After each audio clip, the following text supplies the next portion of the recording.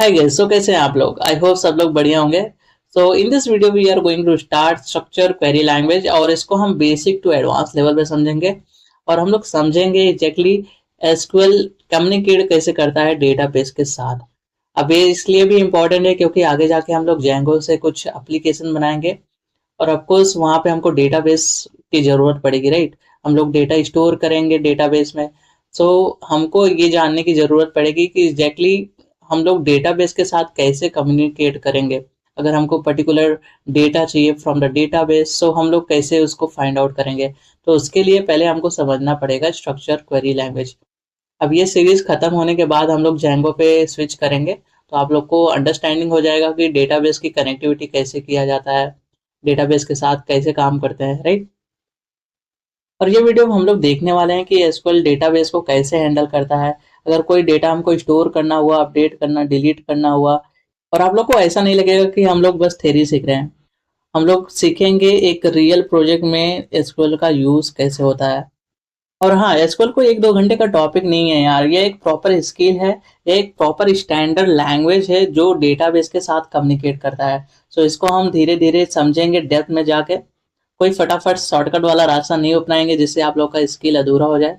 सो SQL start करने से पहले हम लोग समझेंगे कि डेटा होता क्या है। ओके, सो सबसे पहले समझते हैं डेटा क्या होता है। Data means a kind of information that can be store, process और रिट्रीव। अब इसका मतलब क्या हुआ? ये इंफॉर्मेशन जिसको हम स्टोर कर सके, प्रोसेस कर सके या रिट्रीव कर सकते हैं, उसको ही हम डेटा बोलते हैं। जैसे कि किसी स्टूडेंट का नाम, तो नाम भी एक डेटा हुआ, राइट? या किसी का कॉन्टैक्ट नंबर, ये भी डेटा हो गया।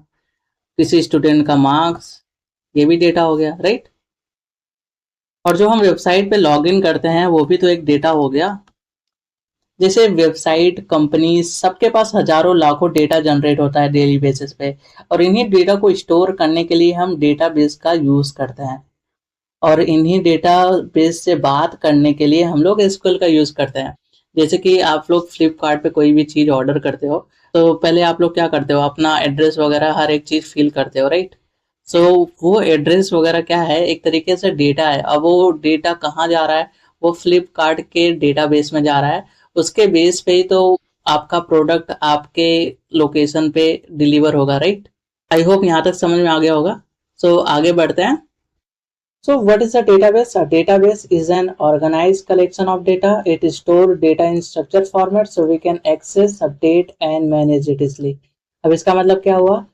डेटाबेस एक ऐसा जगह होता है जहां पे हम डेटा को एक स्ट्रक्चर फॉर्मेट में स्टोर करते हैं। अब इसको ऐसे समझ सकते हो, डेटाबेस एक डिजिटल रजिस्टर होता है।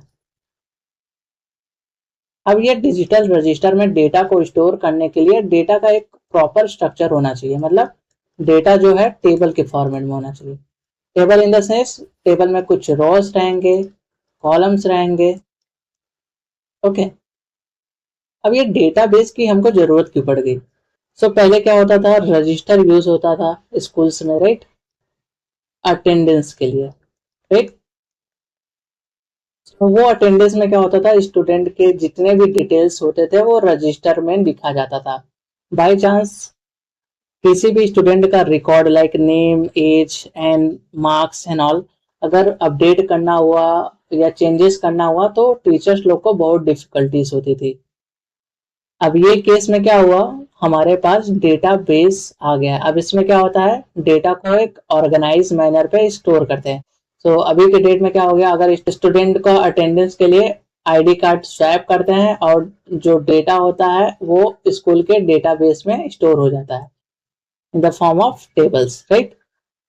तो डेटाबेस क्या करते हैं? हमारे काम को आसान कर दिया है। मतलब अगर हमको कोई भी स्टूडेंट का रिकॉर्ड फाइंड आउट करना है कि particular student particular day present था या नहीं था, और या उसके या पर्टिकुलर स्टूडेंट के कितने मार्क्स आए हैं सब्जेक्ट में, ये सब चीजें हम लोग विद इन अ मिनट देख सकते हैं।